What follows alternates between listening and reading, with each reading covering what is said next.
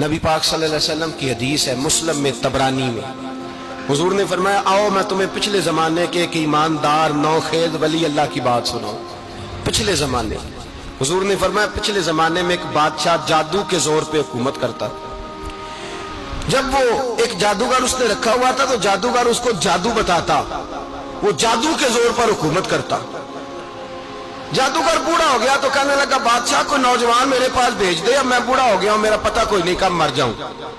ایک نوجوان کی ڈیوٹی لگائی، بڑا زیرک سمجھدار اپنے رعایا میں سے چن کے جو ذہین فطرت مزاج بچہ تھا وہ اس نے لگایا۔ اللہ کے محبوب علیہ الصلوۃ والسلام فرماتے ہیں بچہ جادو سیکھنے لگا، وقت گزرنے لگا۔ بچہ جب جادو سیکھنے جاتا تو رستے میں ایک راہب بھی تھا جو انجیل جانتا تھا، وہ اللہ اللہ سکھاتا، لوگوں کو حضرت عیسیٰ علیہ السلام کی تعلیمات سے آگاہ کرتا۔ اس نے دیکھا کہ یہاں بھی لوگ کٹھے ہیں تو وہ بچہ اس راہب کے پاس بھی اٹھنے بیٹھنے لگا۔ اب جب اس کے ساتھ اس کی گفتگو بڑھنے لگی تو اس کو باتوں میں لذت آنے لگی۔ اس نے راہب نے پوچھا کہ تو کون ہے اور کس طرح سے آیا ہے، کیا تیرا معاملہ ہے؟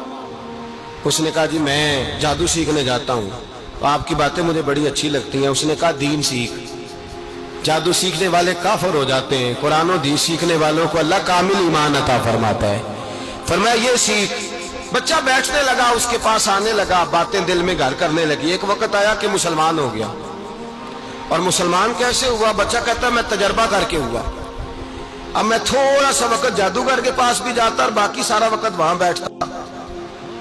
میں ایک دن جا رہا تھا تو رستے میں اژدہا تھا، بہت بڑا سانپ تھا، رستہ روک کے کھڑا تھا۔ یہ حضور نے بیان کی حدیث۔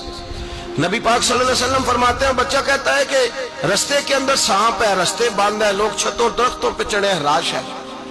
کہتے چھوٹا سا روڑا میں نے اٹھایا تو میں نے کہا اللہ اگر جادوگر سچا ہے تو اسے مار دے۔ چھوٹا سا روڑا میں نے پھینکا، اژدہا کوئی نہ مرا۔ پھر چھوٹا روڑا اٹھایا، میں نے کہا اللہ اگر وہ عالم سچا ہے تو اسے مار دے۔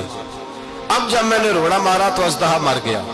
میرے اندر سے گواہی آئی نہیں دین کی باتیں سچی ہیں، نہیں قرآن کی باتیں اسلام سمجھانے کے لیے عرض کر رہا ہوں، اگرچہ اس دور میں انجیل تھی، اللہ رسول کی باتیں اچھی ہیں۔ کہتے میں مسلمان ہو گیا، اب میں نے راہب کے پاس ہی رہنا شروع کر دیا، جادوگر کے پاس چھوڑ دیا۔ اس بچے نے آنا، بادشاہ پوچھتا کہاں زیادہ وقت گزارتے ہو تو وہ بات گول کر دیتا۔ وقت تیزی سے بڑھنے لگا، اللہ نے اس نوجوان میں طاقت پیدا کر دی۔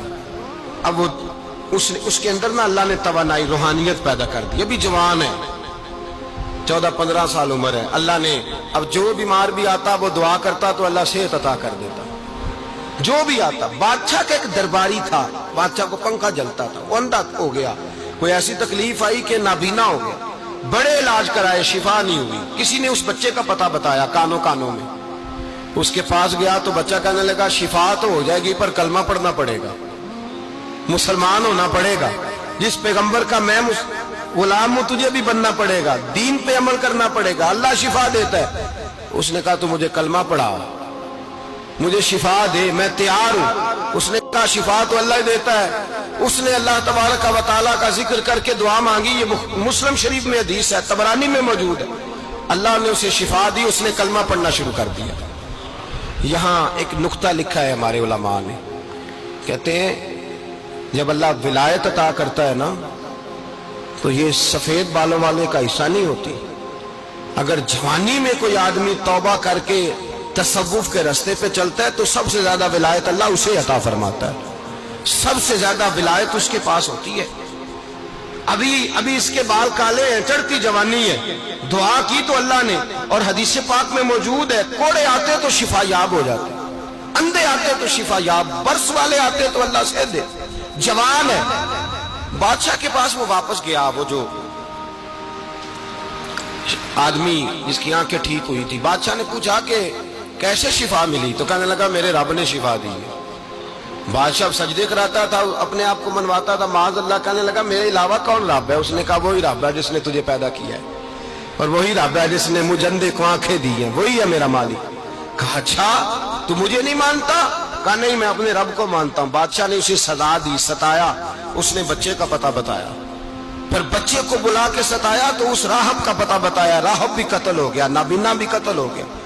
بادشاہ نے کہا سپاہیوں سے اس بچے کو لے جاؤ اور پہاڑ کی چوٹی پہ جا کے نیچے پھینکو تاکہ مر جائے. بچہ پہاڑ کی چوٹی پہ گیا تو ہاتھ اٹھا کے کہنے لگا یا اللہ میرے لیے نہیں اپنے لیے، میرے لیے نہیں اپنے لیے انہیں اپنی قدرت کے جلوے دکھا.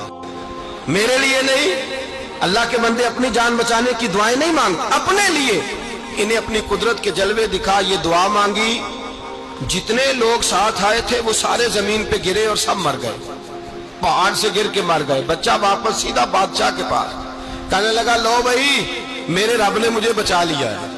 جوان کا ایمان دیکھو، میرے رب نے مجھے، بولو میرے اللہ نے مجھے ایمان کی گواہی دے رہا ہے، میں بچ گیا ہوں، تو جھوٹا ہے میرا رب سچا ہے. اس نے کہا لے جاؤ اس کو دریا میں، کشتی میں بٹھاؤ، بیچ دریا کے جا کے دھکا دے دو. بیٹھے کشتی میں، دریا کے بیچ گئے، اور جب جا کے وہاں اس کو دھکا دینے لگے تو اس نے کہا اللہ میرے لیے نہیں اپنے لیے انہیں اپنی قدرت کے جلوے دکھا. بس ایک طوفان سا آیا، جتنے سپاہی ساتھ آئے تھے ڈوب کے مر گئے. وہ بچہ اٹھا اور سیدھا پھر بادشاہ کے پاس، اسی کے پاس کہنے لگا لو بھائی میرے رب نے مجھے بچا لیا ہے، تیرے پاس آیا ہوں. وہ کہنے لگا تو کیا مصیبت میرے گلے پڑ گئی ہے، کیسے جان چھوٹے گی؟ تو بچہ کہنے لگا اگر تو مجھے باندھے درخت کے ساتھ اور سارے ملک کو بلائے، لوگوں کو اکٹھا کرے، پھر تو مجھے تیر مارنا، میں تجھے بتاؤں گا کیسے مارنا ہے، میں مر جاؤں گا.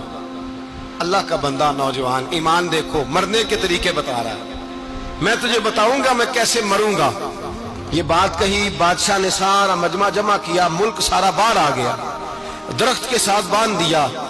کہنے لگا بھائی لوگوں یہ مجھے مارنا چاہتا تھا، مار نہیں سکا، اب میں اسے بتانے لگا ہوں کہ میں کیسے مروں گا. اسے کہو جب تیر مارے تو ساتھ میرے رب کا نام بھی لے، میں اپنے رب کے نام پہ جان دوں گا، ایمان کی پختگی میں اللہ کے نام پر جان دوں گا. اسے کہو رب کے نام پہ مارے، مر جاؤں گا.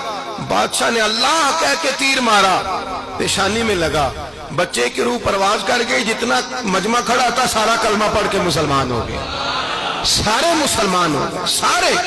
میرے رسول پاک سید عالم صلی اللہ علیہ وسلم نے نوجوانوں کو بتایا جب تمہارے اندر ایمان کی قوت آئے گی تو اللہ تمہاری مدد کرے گا. فرمایا وہ نوخیز ولی تھا، ابھی جوان رانا تھا، ابھی اس کی پیشانی پر جوانی کے آثار تھے، لیکن اس نے اللہ کو راضی کیا، رب کریم کو راضی. ولایت کا مطلب بڑھاپا نہیں، ولایت کا مطلب وہ نہیں کہ جب بڑا لمبا وقت گزر جائے تو پھر آدمی آئے کہ نہیں اب کیا کرنا ہے، اب مسجد ہی ہے، اب تو اس کے علاوہ گزارا ہی کوئی نہیں. تو اس وقت کا آنا اللہ کی بارگاہ میں قبول تو ہے، لیکن شاباشی اسی کو ملتی ہے جو جوانی کا وقت آئے، جو عین اس وقت آئے جو وقت میرے رسول پاک